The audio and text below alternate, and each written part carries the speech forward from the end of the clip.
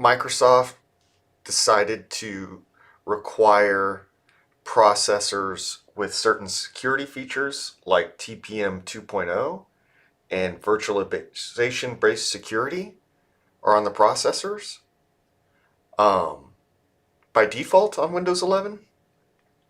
You can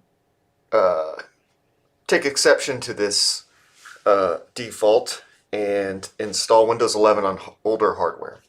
Okay, so rufuse is one method for doing that. I find that to be the best method.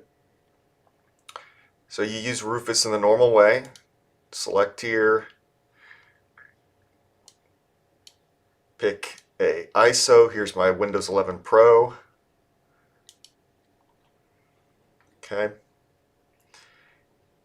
And the key step is this image option right here. See, it says 2PM 2.0 required and secure boot.